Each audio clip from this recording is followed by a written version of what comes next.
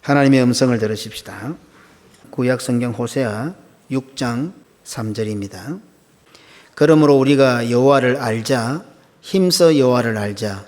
그의 나타나시면 새벽빛 같이 어김없나니 비와 같이 땅을 적시는 늦은 비와 같이 우리에게 임하시리라 하시니라. 아멘. 모세가 애굽을 떠났던 것은, 모세가 이스라엘 백성을 떠났던 것은 이스라엘의 원망 때문이었습니다. 하나님께서는 믿음의 족장들과 함께 약속의 땅에 대한 언약을 맺으셨습니다. 이제 하나님께서는 약속하신 것을 이루기 위하여 본격적으로 출애굽을 준비하십니다. 먼저는 신앙의 정통과 생활의 순결, 그리고 순교 정신을 가진 부부를 준비하셨습니다.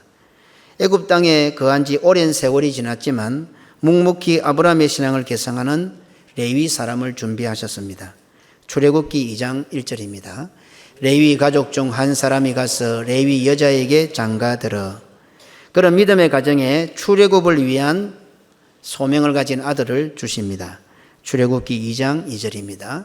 그 여자가 임신하여 아들을 낳으니 그가 잘생긴 것을 보고 석 달 동안 그를 숨겼으나. 부모의 눈에 안 예쁜 자식이 있겠습니까? 성경에서 잘생겼다, 예쁘다, 아름답다, 보기 좋다, 사랑스럽다라고 하는 기록이 있다면 우리는 그것을 어떻게 받아들여야 하겠습니까? 누가복음 2장 52절입니다.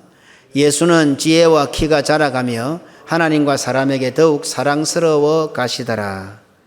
무슨 말씀일까요? 예수님께서 점점 자라십니다. 멋있게 크네, 멋진 청년이네, 잘생겼네, 과연 그런 뜻이겠습니까? 아닐 것이라는 것은 모두가 다 인식하는 것 같습니다. 예수는 지혜와 키가 자라가며 하나님과 사람에게 더욱더 사랑스러워 가시더라. 그냥 외모만 말하는 것이겠습니까? 이렇게 볼 때 믿음의 조상 야곱이 라헬을 선택할 때 말 그대로 예뻐서 아름다워서 택했었겠습니까? 창세기 29장 17절입니다. 레아는 시력이 약하고 라헬은 곱고 아리따우니.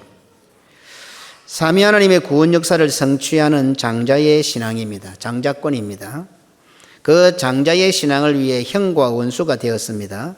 그리고는 어쩔 수 없이 목숨을 걸고 나이 70이 넘어서 집을 떠나야 했습니다. 그런 야곱이 겨우 외모의 아름다움을 보고 아내를 택했을까요? 자신의 장자 신앙에 함께 할 수 있는 여인, 그 신앙을 함께 개성할 수 있는 믿음의 여인을 아리따운 여자, 아름다운 여자라고 해야 그 뜻이 앞뒤 문맥과 맞지 않겠습니까? 자, 그 아리따고 고운 라헬은 알고 보면 양치는 소녀였습니다. 창세기 29장 9절입니다. 야곱이 그들과 말하는 동안에 라헬이 그의 아버지의 양과 함께 오니 그가 그의 양을 치고 있었기 때문이더라. 양치는 소녀가 얼마나 곱고 아리따웠겠습니까? 우리 가끔씩 몽고나 또 다른 나라의 양치는 사람들을 보면 참 더럽지요. 더럽습니다. 양치는 소녀였습니다. 이런 관점에서 라헬의 언니 레아가 시력이 약했다는 성경의 기록은 또 무슨 뜻이겠습니까? 레아가 시력이 약했다고 기록하면 이어서 뭐라고 기록해야 됩니까? 언니와 동생을 비교합니다. 언니는 뭡니까? 시력이 약했습니다. 그러면 당연히 그 뒤에 따라 나오는 동생 라헬은 시력이 좋았다, 이렇게 기록해야 될 것 같지 않습니까? 그런데 성경은 뭐라고 합니까? 레아는 시력이 약했고 라헬은 곱고 아리따다, 이렇게 기록하고 있습니다. 레아가 시력이 약했다는 것은 믿음의 족장 야곱의 장자권 신앙에 대한 믿음의 시력이 부족했다고 보는 것이 훨씬 성경적입니다. 그렇다면 당연히 라헬이 곱고 아름다웠다는 성경의 기록은 장차 메시아를 대망하는 야곱의 신앙, 야곱의 장자권에 대한 신앙, 그 신앙도 라헬이 가지고 있었고 그 신앙이 좋았다고 볼 수가 있습니다. 그렇다면 라헬이 곱고 아름답다는 것은 믿음이 좋았다는 뜻입니다. 믿음의 족장 야곱의 장자 신앙을 도울 수 있는 믿음의 배필이 되기에 합당하다 하는 뜻입니다. 우리는 성경을 하나님의 말씀이라고 믿고 고백하면서도 성경을 접하는 순간 하나님의 관점보다는 너무도 쉽게 자연스럽게 우리의 관점으로, 나의 관점으로 들여다보는 잘못된 습관이 있습니다.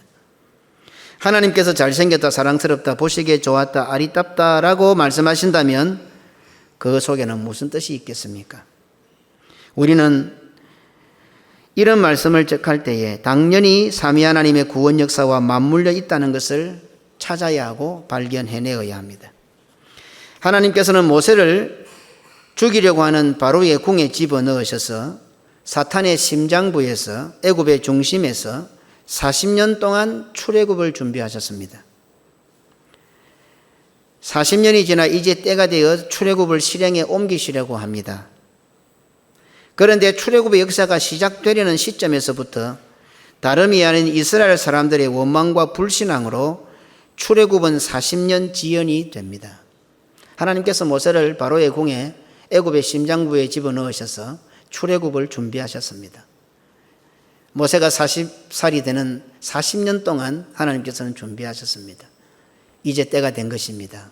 모세를 시작으로 하여 이제 출애굽을 단행하려고 하나님께서 움직이시기 시작합니다. 그런데 방해물이 등장한 것입니다. 출애굽기 2장 13절로 14절입니다. 이튿날 다시 나가니 두 히브리 사람이 서로 싸우는지라 그 잘못한 사람에게 이르되 네가 어찌하여 동포를 치느냐 하매 그가 이르되 누가 너를 우리를 다스리는 자와 재판관으로 삼았느냐 내가 애굽 사람을 죽인 것처럼 나도 죽이려느냐 모세가 두려워하여 이르되 일이 탈로 되었도다. 모세가 누구를 두려워한 것 같습니까? 바로를 두려워한 것 같습니까? 불신앙에 있는 이스라엘 백성을 두려워한 것 같습니까?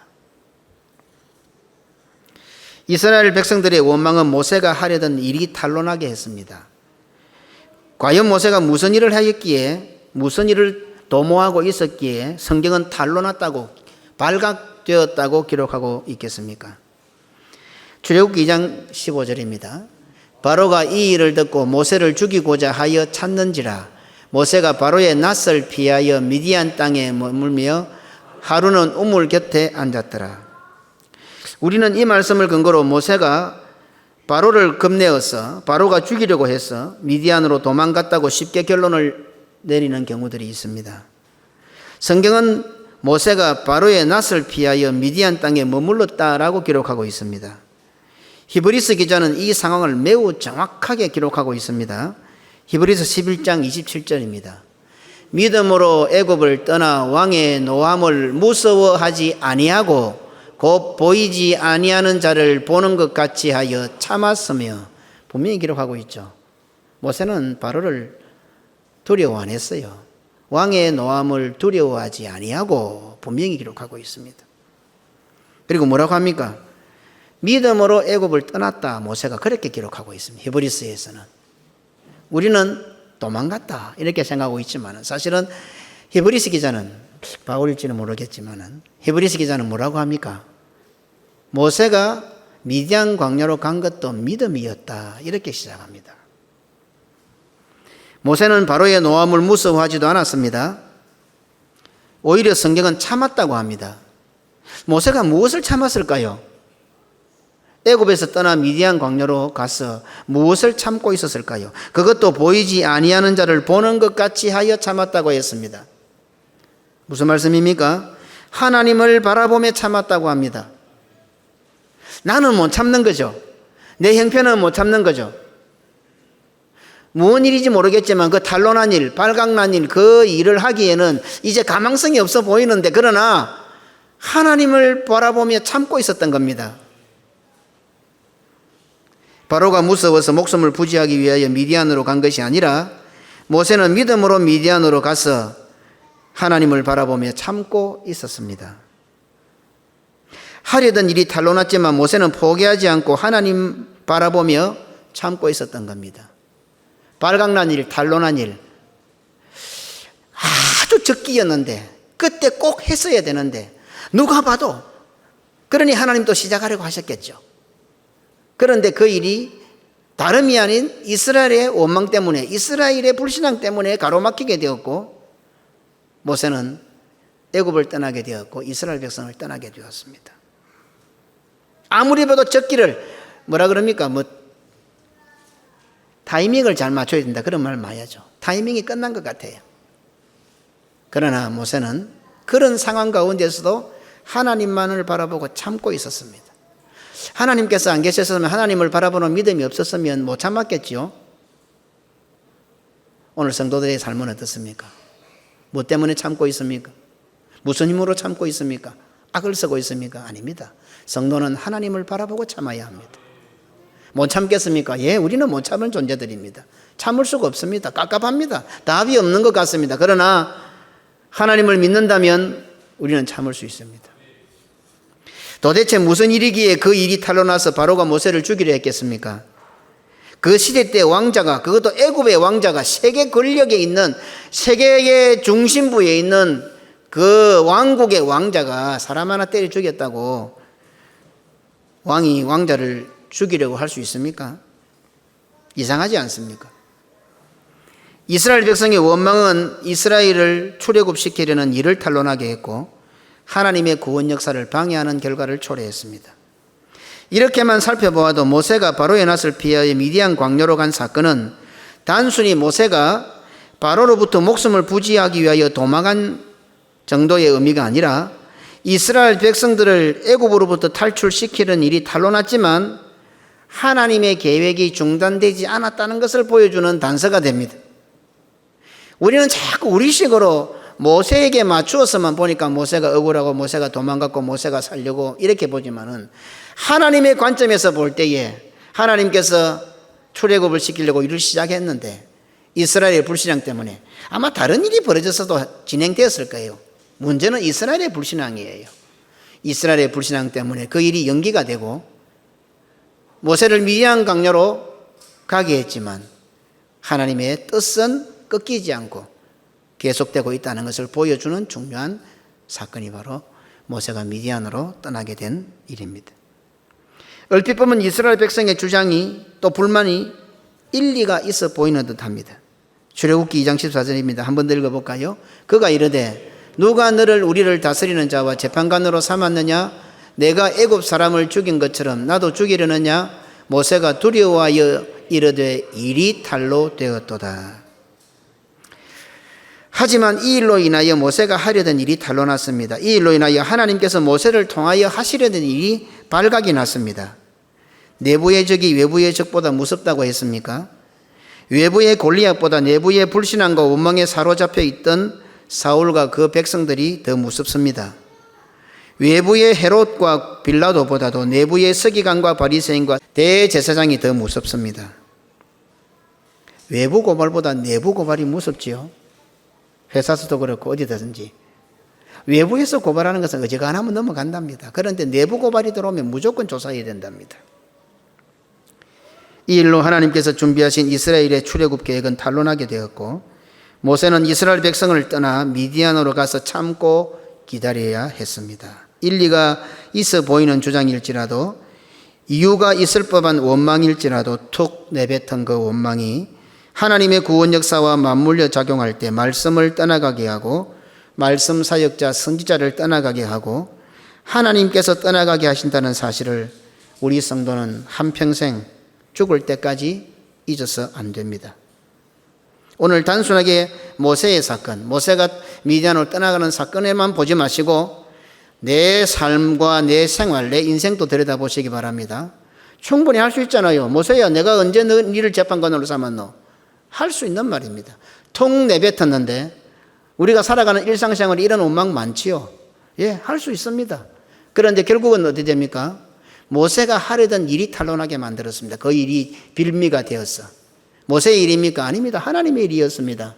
하나님께서 40년 동안 모세를 키워서 이제 출애굽을 딱 단행하려고 하는데 그 하찮은 원망 한마디가 모세가 하려던 그 일이 탄로나게 만들었고 하나님께서 하시려고 했던 그 일이 발각나게 만들었던 것입니다. 어떻게 됐습니까? 모세는 떠나갔습니다. 모세가 떠나간다는 것은 말씀이 떠나간다는 뜻입니다. 왜? 선지자가 없어지니까요.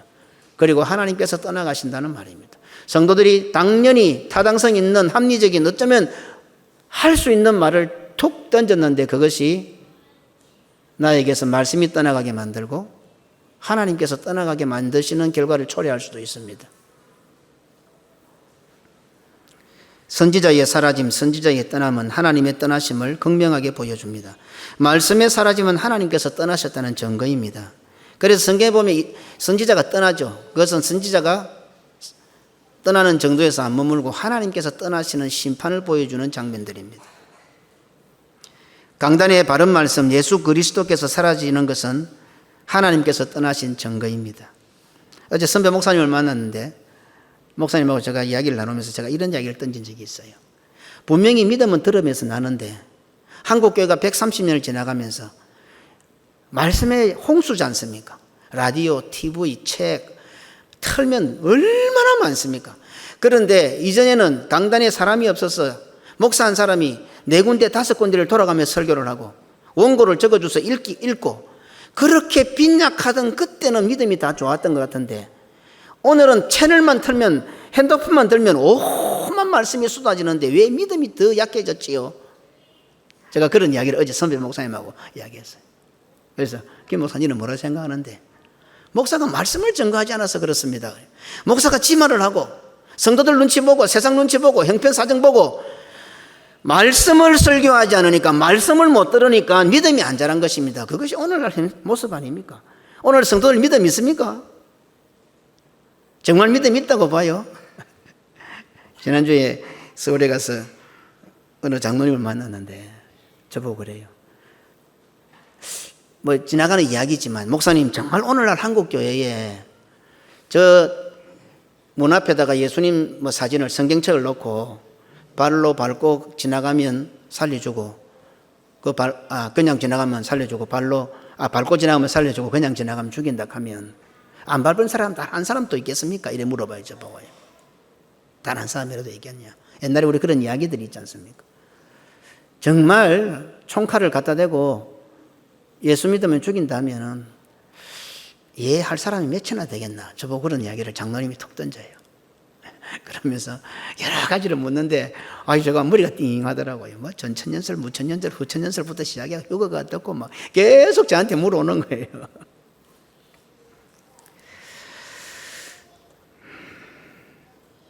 말씀이 사라진 것. 그래서 그 목사님도 그래요. 맞다. 김 목사님 말이 맞는 것 같다. 오늘 홍수와 같이 밀려오는 수많은 강단이 있지만 그 강단에 예수가 사라지고 말씀이 사라지고 그러니까 듣기는 듣는데 믿음이 아무도 안 자라는 거야. 믿음은 들으면서 난다고 분명히 말씀했는데 수많이 듣는데 믿음이 안 자라는 거예요. 믿음이 안 자라. 우리 성도들도 믿음이 안 자라면 저 탓인 것 같아요. 제가 말씀을 바로 전가하지 못했기 때문에. 저 때문에 믿음이 자라는 것이 아니라 말씀이 믿음을 자라게 하는 거예요. 그렇죠? 그런데 제가 말씀을 안 증거하니까 성도들이 믿음이 안 자라는 거예요. 저는 이래 보니까 우리 성도들 믿음 좋은 것 같습니다. 제가 입이 둔해서 그렇지 그래도 말씀을 전하려고 노력하잖아요. 말씀을 전해보려고. 나름 제가 부족한 거는 많아도 그래도 제 입에서는 하나님의 말씀이 증거되기를 그래서 듣기 좋으나 듣기 싫으나 이해를 하나 이해 못하나 어쨌든 간에 그래서 많은 분들이 저한테 목사님 우리 교회가 부흥이 되려면 좀 초신자들 대상으로 쉽게 뭐 이런 말씀을 하지만 저는 근본적으로 그렇게 생각해요. 이 설교는요 아버지가 아들에게 말씀하시는 시간이에요. 아버지가 옆 사람에게 말씀하는 시간이 아니고요. 아버지가 내 아들에게 늘 했던 그 말씀 우리가 말하는 잔소리 그게 설교예요. 아버지가 아들 잘 되라고 늘 하시는 밥상에 앉아서 하시는 그 말씀이 설교예요. 더 나아가서 좀 더 무서운 말씀인데 설교는 믿는 사람들에게 하는 거예요. 이 안에도 불신앙자들이 불신앙 갖고 있는 사람도 있을 수 있어요. 그 사람들 말이 안 들려요. 단 한 명이라도 하나님이 자기 자녀들을 위해서 하는 것이 설교다. 저는 그런 생각이 있기 때문에 그래서 우리 성도들은 저는 잘 모르지만 하나님께서 보실 때 우리 성도들 믿으면 좋을 것 같아요. 왜? 뭐 제가 말을 잘하는 것이 아니면 제가 그래도 말씀을 전하려고 노력을 하잖아요. 그래서 그 말씀이 들려질 때에 믿음은 들음에서 난다. 이스라엘에게서 최고의 심판은 하나님께서 이스라엘을 떠나가는 겁니다. 성도에게서 최고의 심판이 뭡니까? 망하는 겁니까? 못 사는 겁니까? 외국에 여행 못 다니는 겁니까? 좋은 선물 못 사주는 겁니까?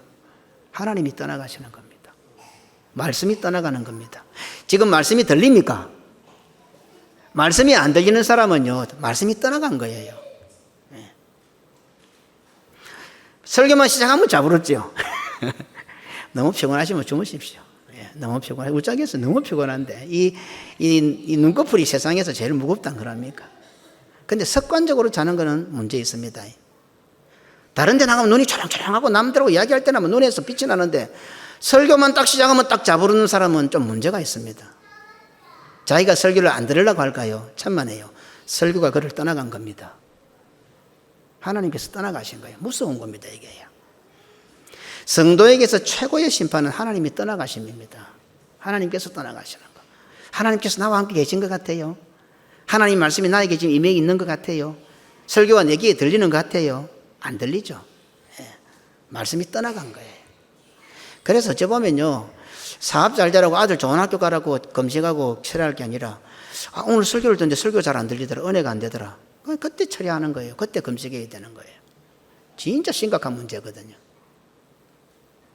민수기 12장 7절로 10절입니다. 내 종 모세와는 그렇지 아니하니 그는 내 온 집에 충성함이라.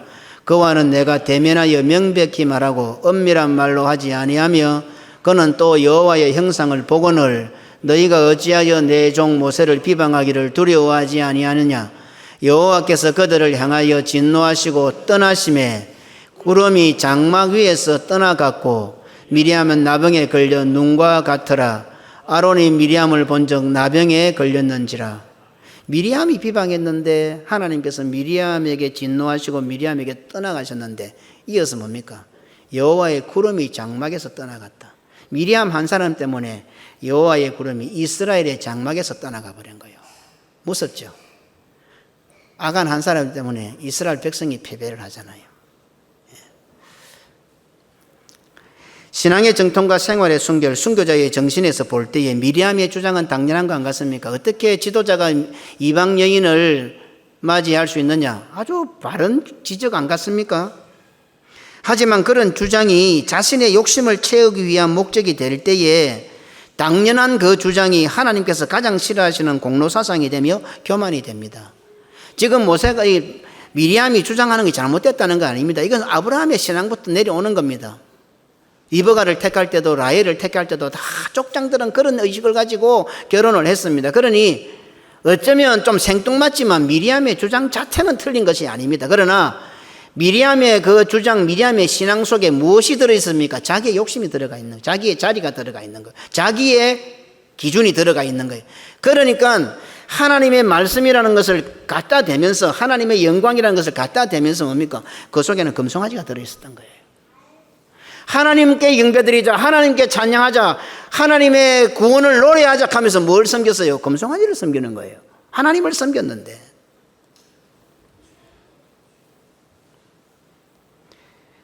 바리새인과 서기관이 그 대표적인 사람들입니다. 부류들입니다. 오늘날 치면 목사와 장로인 것 같습니다. 그래서 뭐 집사와 권사는 제외된 게 아니고 집사님들도 조심해야 됩니다. 교단으로 치면 고신 합동 통합일 것 같습니다. 제가 설교를 준비하다가 그런 생각이 들어요. 서기관과 바리새인 대제사장 누구일까? 목사와 장로 같더라고요. 하나 더 치면 집사 권사까지 가겠죠. 그리고 교단으로 따지면 어느 교단일까 생각하니까 고신이 제일 먼저 생각나요.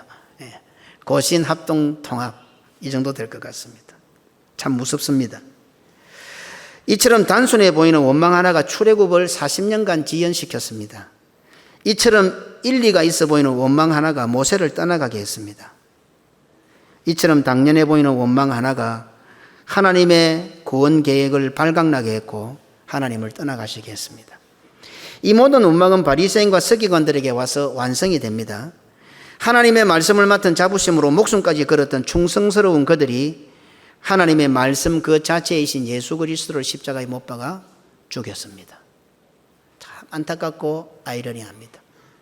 자기들이 말씀을 맡았다는 그 자존감 하나 때문에 목숨까지 거는 그들이었는데 결국은 그 말씀을 십자가에 매달았습니다.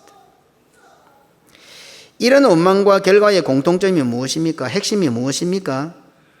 우리 주 예수 그리스도께서 친히 그들을 향하여 뭐라고 말씀하셨습니까? 화 있을진저, 화 있을진저. 이 말씀이 화 있을진저 예수님께서 하신 말씀입니다. 6번 성경에 등장합니다. 한번 다음 찾아보십시다. 그것도 희한하게 한 장에 다 나옵니다. 연속해서. 아마 여기 한 번, 저기 한 번, 여기 한 번, 저기 한 번 했으면 까먹기 쉬운데 한 장에다 몰아가지고 6번 쫙 나옵니다. 그것도 반복해서. 잊지 말라는 것 같아요, 우리 보고요. 마태복음 23장 13절. 화 있을진저 외식하는 서기관들과 바리새인들이여, 너희는 천국 문을 사람들 앞에서 닫고 너희도 들어가지 않고 들어가려고 하는 자도 들어가지 못하게 하는도다. 마태복음 23장 15절. 화 있을진저 외식하는 서기관들과 바리새인들이여, 너희는 교인 한 사람을 얻기 위하여 바다와 육지를 두루 다니다가 생기면 너희보다 배나 더 지옥 자식이 되게 하는도다. 23절. 화 있을진저 외식하는 서기관들과 바리새인들이여, 너희가 박하와 화양과 건제의 11조를 들이되 율법에 더 중한 바 정의와 긍휼과 믿음은 버렸도다. 그러나 이것도 행하고 저것도 바라지 말아야 할지니라. 25절. 화 있을진저 외식하는 서기관들과 바리새인들이여, 잔과 대접의 겉은 깨끗하되 그 안에는 탐욕과 방탕으로 가득하게 하는도다. 27절. 화 있을진저 외식하는 서기관들과 바리새인들이여, 회칠한 무덤 같으니 겉으로는 아름답게 보이나 그 안에는 죽은 사람의 뼈와 모든 더러운 것이 가득하도다. 29절. 화 있을진저 외식하는 서기관들과 바리새인들이여, 너희는 선지자들의 무덤을 만들고 의인들의 비석을 꾸미며 이르되, 예수님께서 하신 말씀입니다. 화 있을진저 외식하는 서기관들과 바리새인들이요. 이 외식의 중심에는 자기 자신이라는 금송아지가 도사리고 있습니다. 미리암이 신앙의 정통과 생활의 순결, 순교신앙이라는 위대한 주장을 펼쳤지만 그 중심에는 자기 자신이라는 금송아지가 숨어 있었습니다. 그리하여 미리암은 반역의 아이콘이 되었습니다. 미리암이 가는 곳에는 원망이 있었고 미리암이 가는 곳에는 불평이 있었습니다. 오늘 나는 어떠한 것 같습니까? 내가 가는 곳에는 기쁨이 있고 내가 가는 곳에는 원망이 물러가고 감사가 있습니까? 아니면 웃음과 기쁨이 있는데 내만 가면 뭐가 부족이 드러나고 잘못이 드러나고 어떻습니까? 미리암이 가는 곳에는 원망이 생겼습니다. 미리암이 가는 곳에는 불평과 비방이 생겼습니다. 그리하여 미리암은 나중에 반역의 아이콘이 됩니다. 나중에 하나님께서 이스라엘 백성들이 반역할 때에 하나님께서 광야에서 미리암에게 행하신 것을 너희들은 기억하라. 참 안타까운 말입니다. 이스라엘에서 40년 동안 이스라엘 백성들을 돌보았던 여선지자 미리암의 성경에 나타나는 결과는 너무 안타까운 결과가 됩니다. 반역의 아이콘이 된 미리암을 볼 때에 오늘날 우리의 모습, 우리 고신 교단의 주장 모습과 너무도 비슷한 것 같습니다. 우리 고신 신앙의 모토가 뭡니까? 신앙의 정통과 생활의 순결, 순교 신앙입니다. 오늘 미리암은 그것을 다 실천한 여인입니다. 신앙의 정통과 생활의 순결과 순교 신앙을 가지고 몇백 년이 지났지만 레위 사람이 가서 레위 여자에게 장가들어 집안이 그것을 고수했던 집안입니다. 얼마나 아름다운 모습입니까? 그런데 결과는 왜 이렇습니까? 입만 열면 신앙의 정통, 생활의 순결, 순교 신앙 하는데 하나님 중심, 성경 중심, 교회 중심이라고 목소리를 높이는데 작금에 진행되는 일들을 볼 때에 마치 고신교단이 오늘 우리가 미리암의 전철을 밟는 것 같아서 걱정스럽습니다. 이스라엘 백성들도 모세조차도 미리암의 주장에 한마디 대꾸도 못했지만 하나님께서는 헷갈리지 않으셨고 다 듣고 계셨습니다. 민수기 12장 2절입니다. 그들이 이르되 여호와께서 모세와만 말씀하셨느냐 우리와도 말씀하지 아니하셨느냐 하매 여호와께서 이 말을 들으셨더라. 40년 동안 여선지자로 있었으니까 이스라엘 백성들이 다 할 것 아닙니까? 모세는 금방 나타났고 그런데 갑자기 나타난 모세가 자기만 하나님하고 대화하는 것처럼 이야기하니까 이제 본심이 드러난 거예요. 야 이스라엘 백성들아, 내가 40년 동안 애굽에 있을 때 여호와께서 주시는 말씀을 너희들에게 전달하는 너희들이 다 안 보았나? 아무도 입을 들지 못합니다. 모세조차도 대꾸도 못합니다. 그런데 여호와께서 듣고 계시는 거예요. 처녀가 아이를 낳아도 할 말이 있다는 세상입니다. 특히 요즘같이 상상도 못하는 일들이 발생하는 희한한 세상에서는 성도들이 믿음과 신앙을 지키며 살 때 정말 할 말이 많을 것 같습니다. 여호와께서 들으셨더라. 이 말씀은 성도들에게 최고의 위로가 되는 말씀입니다. 내 속을 끄집어내어서 보여주고 싶을 때도 참 많습니다. 그리고 상대방이 거짓말하는 것이 흔히 보이는데도 증명할 방법이 없습니다. 그러나 성도들이여 꼭 기억하십시오. 여호와께서 듣고 계십니다. 얼마나 위로가 됩니까? 여호와께서 들으셨더라. 그렇다면 동시에 이 말씀은 우리 성도들에게 매우 무섭고 두려운 말씀입니다. 아무리 포장을 하고 감추어도 숨겨도 안 된다는 말씀입니다. 하나님과 성경과 교회를 위한다는 주장으로 가문이슬로 목소리를 높여도 그 속에 들어있는 원망과 비방의 목적을 하나님께서는 정확하게 꿰뚫고 보고 계시고 듣고 계신다는 말씀입니다. 아무리 구석에 가서 소곤거려도 하나님께서 듣고 계십니다. 아니 내 속에서 온갖 것들을 음모를 꾸미고 작당을 하고 말을 만들 때 하나님은 다 듣고 계시는 겁니다. 잊지 마시기 바랍니다. 최고의 위로의 말씀이지만 우리에게 최고의 두려운 말씀이기도 합니다. 모든 성도들도 목회자조차도 너무도 당연하고 지당한 말 같아서 대꾸 한마디 못하지만 하나님께서는 그 말을 하는 사람의 마음의 생각까지도 듣고 계십니다. 그 사람에게서 말씀이 떠나갑니다. 그 사람에게서 선지자가 모세가 떠나갑니다. 그 사람에게서 하나님께서 떠나가시고 그 사람 때문에 그 단체에서 이스라엘에서 여호와의 영광의 구름이 떠나갑니다. 성도들이 시험에 빠질 때 제일 처음 일어나는 반응은 어떻습니까? 지금 내가 시험에 들었어요, 안 들었어요? 성도님 생각해 보세요. 여러 가지 일들. 내가 시험에 빠졌을까, 안 빠졌을까? 가장 쉽게 하는 엑스레이, 가장 쉽게 하는 MRI, CT는 뭔가 합니까? 말씀이 안 들리는 겁니다. 갑자기. 보통 문제를 일으키는 사람들 보면요, 그 전에 저한테 와서 목사님 최고입니다. 천하의 들을 수 없는 말씀입니다. 이런 말씀은 어디서 듣겠습니까? 이런 말씀은 못 듣습니다. 이런 사람들이 나중에는 설교가 안 들리는 거예요. 희한하죠. 사람이 달라진 것도 아니고 또 부족하지만 제 설교가 조금 갈수록 또 발전하는 거 안 같습니까? 우리 신재영 목사 그래요. 목사님 나이가 60 넘으면 사람이 발전이 없는데 목사님은 발전을 합니다. 그래요. 발전을 합니다. 그죠? 그리고 같은 목사가 봐도 제가 설교가 자꾸 깊어지는 것 같아요. 그런데 나는 그 사람이고 더 좋아지는 설교인데도 얼마 전까지 그렇게 은혜가 되고 좋고 아멘이 그냥 끊어지지 않다가 오늘 갑자기 입이 탁 다물어 버려요. 설교가 안 들리는 거죠. 이게 시험에 들었다는 첫 증거입니다. 한번 자기를 들어보세요. 내가 시험에 빠졌는가 안 빠졌는가. 무디 놓으니까 늘 애연 마시고 스모그가 아무리 와도 한 습관이 되니까 몰라서 그런데 자기가 시험에 들었는지 안 들었는지를 딱 판가름할 수 있는 기본 측정기는 말씀이 귀에 안 들리는 거예요.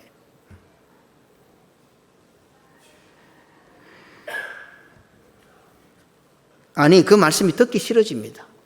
듣기 싫어집니다. 그러고 뭐랍니까? 은혜가 안 된다. 제일 잘 쓰는 말입니다. 제일 항상 불평할 때 제일 성도들이 하는 말 중에 1번이 말씀에 은혜가 안 된다. 말씀에 사랑이 없다. 많이 들어보셨죠?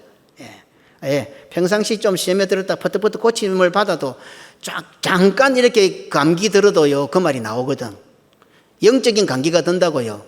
그래서 또 예방주사 맞고 고치고 다시 회복되는데 잠깐 감기 들 때도 그 말이 나옵니다. 아이고 말씀이 잘 안 들리고 말씀에 은혜가 없고 사랑이 없고 그리고는 강단에서 선포되는 말씀에 5만 가지 원망과 비방과 이웃거리가 생깁니다. 분명히 아십시오. 내가 은혜가 안 됩니까? 사랑이 없는 것 같습니까? 아닙니다. 착각입니다. 자신이 안 받아들인 것이 아니라 말씀이 떠나간 것입니다. 말씀이 떠나간 겁니다. 원망했기 때문에 말씀이 떠나갑니다. 그리고는 선지자가 떠나갑니다. 목회자가 멀어집니다. 하나님께서 떠나가십니다. 문둥병에 걸립니다. 미리암의 죽음에 대한 성경의 기록은 우리를 안타깝게 합니다. 누굽니까? 미리암이 모세를 살렸던 사람 아닙니까? 어릴 때부터 신앙이 좋았어요. 아버지 엄마의 신앙을 그대로 물려받은 여인이었어요. 그래서 상자에 쌓여진 그 동생 모세를 지켜보며 모세를 살렸던 용감한 여인이었어요. 어떻게 해서 그 히브리 여자가 소녀가 겨우 10세를 조금 넘긴 그 소녀가 공주에게 달려가서 유모가 있다고 이야기하겠어요. 우리 10살 좀 넘은 아들이 그리 믿음이 있어요? 믿음은 나이가 들어서 이해력이 있어서 생기는 게 아니라 오늘 아들아 잘 들어라. 여기 있는 어른들보다 너희들이 믿음이 좋아질 수가 있어요. 조나단 에드워드 같은 6세에 8세에 이런 사람들이 예수님을 만나고 결단하고, 예? 존 칼빈은 26세에 그 방대한 기독교 강요를 쓰고, 나이 아닙니다. 나이 아니에요. 지금 내 속에 엉엉거리고 떠들어 사는 아들 아무 때나 키우지 마세요. 도영이가 부모보다 신앙이 좋을 수가 있다니까.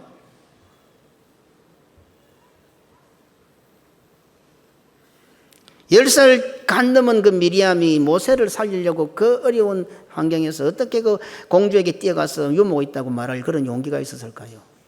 안 쉽습니다. 이런 것들이 보면. 그런 미리암입니다. 40년 동안 모세가 비워놓았던 그 애굽의 자리 이스라엘에서 여선지자의 사명을 감당했던 여인입니다. 성경은 너무도 안타깝게 이 미리암의 마지막 최후를 이렇게 기록하고 있습니다. 민수기 20장 1절입니다. 첫째 달에 이스라엘 자손 곧 온 회중이 신광야에 이르러 백성이 가데스에 이르더니 미리암이 거기서 죽음에 거기서 장사되었더라 되니라. 민수기 20장 29절 온 회중 곧 이스라엘 온 족속이 아론이 죽은 것을 보고 그를 위하여 30일 동안 애곡하였더라. 신명기 34장 8절 이스라엘 자손이 모압 평지에서 모세를 위하여 애곡하는 기간이 끝나도록 모세를 위하여 30일을 애곡하니라. 모세와 미리암과 아론 똑같이 죽었는데 조금 다른 게 하나 있죠. 그죠? 성도의 죽음이 다 같지 않습니다. 미리암의 죽음에 대한 기록은 힘써 여호와를 알아야 한다는 사실을 다시 한번 깨닫게 합니다. 미리암의 죽음에 대한 성경 기록은 성도가 죽을 때까지 어떻게 살아야 하는지 교훈을 주고 있습니다. 미리암이 살았던 삶보다 지금 어떻습니까? 그 이후 지나고 나서 3000년 넘어오도록 미리암이 어떻게 죽었다고 우리가 입에 오르내리고 있습니다. 이게 역사입니다. 그냥 죽으면 끝이지만 내 살 때 내 하고 싶은 거 다 하고 누리면 됩니까? 그럼 짐승정도 되겠죠. 짐승정도. 하나님께서 사람을 그렇게 안 만드셨거든요.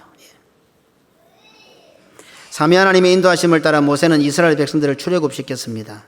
우리 주 예수 그리스도께서는 완전한 모세가 되십니다. 우리 주 예수 그리스도께서는 하나님께서 택하신 백성들의 출사망, 출세상, 출지옥, 출사탄을 완성하셨습니다. 모세는 출애굽을 완성하셨다면 예수님은 우리의 출사망, 출죽음이죠. 출세상, 출지옥, 출사탄, 출엄부를 완성하셨습니다. 모세의 출애굽 계획이 이스라엘 백성들로 인하여 탄로가 났던 것처럼 예수 그리스도의 출사망, 출세상, 출지옥 계획이 역시 탄로 났습니다. 그래서 예수님께서 조심을 시킵니다. 입 다물으라. 말하지 마라. 아직 때가 안 됐다. 했지만 어떻게 해요? 어두우면 어두울수록 빛은 나타날 수밖에 없잖아요. 그러니까 예수님께서 아무리 조심을 시키지만 예수님의 그 계획이 드러날 수밖에 없었던 거예요. 그래서 예수님을 향해서는 원망과 비방을 넘어 거역과 반역이 자행되었습니다. 모세에 대해서는 원망하고 비방하는 정도로 끝났지만은 완전한 모세이신 예수님이시기에 예수님의 그 일이 탄로나고 나니까 원망과 비방에서 안 머무르고 반역과 거역에서 안 머무르고 결국 어땠습니까? 잡아다가 죽이는 데까지 가게 된 겁니다. 헤롯과 빌라도가 아니라 서기관과 바리새인들, 대제사장들이 그 일을 주도했다는 것은 오늘 출애굽을 다시 보게 합니다. 하나님께서 40년 동안 출애굽을 준비해서 모세를 들어서 이제 시행하는데 모세가 이스라엘을 떠나게 된 결정적인 계기가 이스라엘의 원망, 이스라엘의 불신앙이었습니다. 예수님을 잡아 십자가에 달아 죽인 자들이 누굽니까? 헤롯과 빌라도입니까? 아닙니다. 서기관과 바리새인, 제사장입니다. 서기관과 바리새인 대제사장은 완전한 미리암이 되어버렸습니다. 서기관과 바리새인 대제사장은 하나님의 영광이 떠나버린 이가봇이 되어버렸습니다. 그리고 아직도 그들과 그들의 후손은 문둥병을 고침받지 못하고 있습니다. 힘써 여호와를 알도록 합시다. 힘써 성경을 알도록 합시다. 성경 속에 있는 하나님의 마음을 힘써 이해하려고 노력하십시다. 성경의 말씀들이 진정 무엇을 의미하는지 힘써 이해하도록 하십시다. 우리를 향하신 하나님 아버지의 사랑이 무엇인지 힘써 이해하고 알려고 노력하십시다. 모세가 40년 동안 미디안 광야에서 하나님만 바라보고 참았던 것처럼 우리도 힘써서 하십시다. 그래서 우리 고신교회 성도는 성경에 기록된 것처럼 잘생겼으면 좋겠습니다. 예뻤으면 좋겠습니다. 아름다웠으면 좋겠습니다. 보기에 좋고 사랑스러우면 좋겠습니다. 그리하여 100년도 안 되는 짧은 인생, 삼위 하나님의 구원 역사에 쓰임받는 복되고 가치 있는 인생을 살았으면 좋겠습니다. 나쁜 짓 하다가 탄론하지 말고 하나님의 구원 역사를 위하여 준비하고 오른손이 하는 것을 왼손이 모르게 할 정도로 실행에 옮기다가 그런 일들이 자꾸 탄론하면 좋겠습니다. 내 말하는 것이 부끄러워서 소곤소곤거리고 구석구석 가서 놀래가지고 나쁜 일 같은 거 탄론하지 말고 오른손이 하는 걸 왼손이 모를 정도로 복음을 위하여, 교회를 위하여, 하나님의 영광을 위하여, 비록 내가 가진 것은 없지만 콩 한 조각밖에 없어서 그걸 반 쪼개서 나눠 먹는, 그래서 부끄러워서 그 말도 못했지만 이런 일들이 자꾸 탄론하는 그런 성도가 좀 되었으면 좋겠습니다. 세상이 겁이 나서 목숨을 부지하게 도망치는 인생을 살지 말고 당장 눈앞에 보이는 것이 없고 손에 잡히는 것이 없어도 보이지 아니하는 자를 보이는 것 같이 하여 참고 기다리는 믿음의 삶을 살았으면 좋겠습니다. 비록 미디안 광야 40년의 세월이 주어진다 하더라도 하나님의 약속을 바라보며 잘 참아내고 출애굽이라는 삼위 하나님의 구원 역사에 반드시 사용되는, 세계를 교구하여 복음 전하는 선교의 사역에 반드시 사용되는 성도들이 다 되었으면 좋겠습니다. 예수 그리스도께서 우리의 구원을 위하여 음부까지 내려갔었던 것을 기억하며 우리 역시 복음의 승리를 확신하며 그 어떤 바로의 노함도 두려워하지 아니하고 그 어떤 시련과 아픔과 남에게 말하지 못하는 어려움이 있다 하더라도 보이지 아니하는 하나님을 보는 것 같이 하여 끝까지 인내하여 승리하는 성도가 되었으면 좋겠습니다. 보이지 아니하는 그분을 보는 것 같지 않은 믿음으로 끝까지 참아서 우리 주 예수 그리스도께서 재림하실 때까지 삼위 하나님의 구원 역사, 복음을 전하는 아름다운 선교의 사명 계승하고 성취하는 고신의 성도들이 다 되시기를 주님의 이름으로 축원합니다. 아멘. 하나님 아버지 감사합니다. 우리는 하나님 말씀을 들고서도 하나님의 마음을 더 아프게 하는 경향들이 많은 것 같습니다. 하나님을 위한다 하고 교회를 위하고 복음을 위한다 하면서도 오히려 하나님의 마음을 아프게 하고 교회에 걸림돌이 되고 자기도 들어가지 않고 다른 사람들도 천국으로 못 들어게 하는 걸림돌이 되는 삶을 살 때가 참 많았던 것 같습니다. 신앙의 정통과 생활의 순결, 순교 정신을 강조하면서도 정작 나 자신이 반역의 아이콘이 되고 미리암이 되고 그 속에는 하나님의 영광보다는 하나님의 영광을 가로채는 자신의 공로 사상이 움트리고 앉아서 하나님께서 가장 싫어하는 모습으로, 그래서 하나님께서 진노하시고 하나님께서 떠나시고 나 하나 때문에 하나님께서 교회의 장막을 떠나시고 문둥병에 걸리는 일들을 반복하고 있는 우리들임을 고백합니다. 하나님 아버지 용서하여 주옵소서. 하나님, 이러한 것들을 성경에 기록한 것은 우리가 그렇게 미리암 같은 삶을 살지 말아라고 우리를 사랑하신 하나님의 처방인 줄 압니다. 하나님, 우리를 세계를 교회하여 복음 전하는 교회로 불러주셨고 또 부족하지만 이 강단에 하나님의 말씀을 전하는, 말씀이 바르게 선포되는 내 자부심을 느낄 수 있도록 말씀의 강단을 축복해 주신 것 감사합니다. 부족한 종에 늘 신령한 은혜를 더하셔서 홀이라도 인간의 말이나 세상의 형편과 사정에 따라 흔들리지 않게 하시고 늘 우리 위에 크게 떠있는 주의 얼굴을 바라보며 여호와의 기색을 살피며 하나님이 원하시는 말씀을 선포하는 부족한 종이 되게 하시고 이 강단이 되게 하시고, 그래서 그 말씀을 듣는 모든 성도들이 듣는 것이 복이 되고 들음으로 믿음이 자라나는 은혜가 있게 하여 주옵소서. 그리고 미리암의 이 경고를 우리가 꼭 기억하여서 항상 하나님께서 듣고 계신다는 사실을 알아서 짧은 인생이지만 묵묵한 믿음으로 우리가 혹 뜻이 마음대로 이루어지지 않아 미디안으로 광야의 생활을 산다 하더라도 보이지 않는 그분 하나님을 보는 것 같이 하여 끝까지 참고 기다릴 수 있는, 그리하여 주의 역사를 이루어가는데 서임받는 우리 고신교회가 되고 속한 모든 성도들이 다 되게 하옵소서. 구주 예수님 이름으로 기도드리옵나이다. 아멘.